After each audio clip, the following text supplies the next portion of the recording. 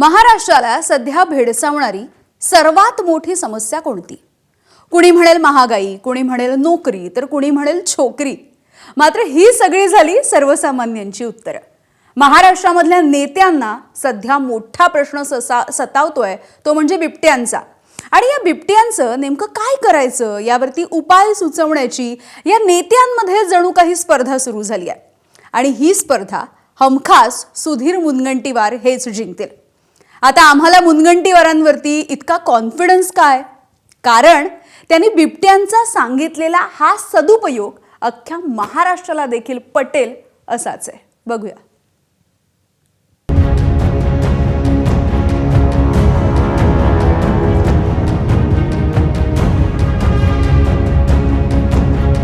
सध्या महाराष्ट्रामध्ये बिबट्यांचा हैदोस सुरू आहे. या बिबट्यांचं काय करायचं असा प्रश्न सरकारला पडलाय. कुणी बिबट्याच्या वेशात सभागृह गाठतंय, कुणी बिबट्याला पाळीव प्राण्याचा दर्जा देण्याचा सल्ला देते, तर कुणी बिबट्यांसाठी 1 कोटींच्या शेळ्या जंगलात सोडण्याची शक्कल लढवते.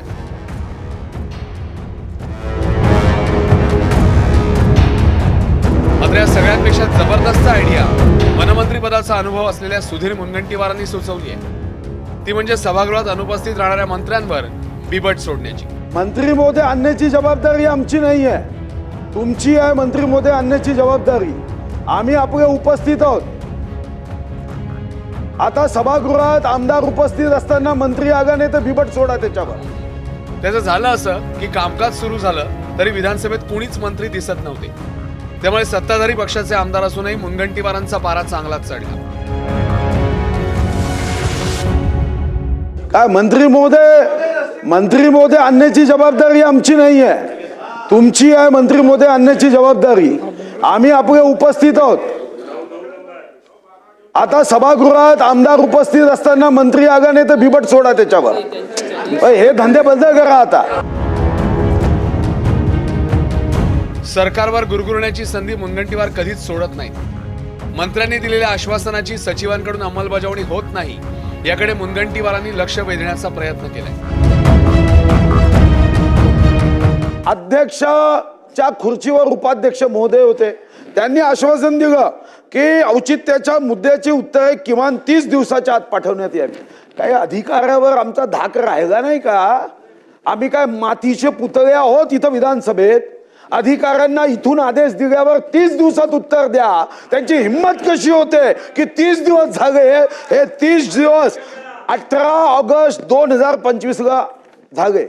2,47,897 कोटी त्यांच्या कुटुंबाचं पालनपोषण करायला आम्ही पगार देतो की जे गरीब ज्यांचा 1 वर्षापासून पगार झाला नाही त्यांचा मुद्दा मांडल्यावर 30 दिवसात उत्तर देण्यासाठी झालं. आदिवासी विभागाच्या मुद्द्यावर उत्तर देण्यासाठी उद्योगमंत्री उदय सामंत उभे राहिल्यानंतर मुनगंटीवारांची प्रतिक्रिया काय होती तुम्हीच ऐका. आपण विभाग का बदलून दिला हे माझ्या लक्षात आलं नाही. या अर्धा तास चर्चेचं उत्तर सन्माननीय आदिवासी विभागाच्या मंत्र्यांनी द्यावं ही अपेक्षा होती. पण ठीक आहे उदयजी, मी तुमचं उत्तर घेईल. रत्नागिरीचे तुम्ही रत्न आहात.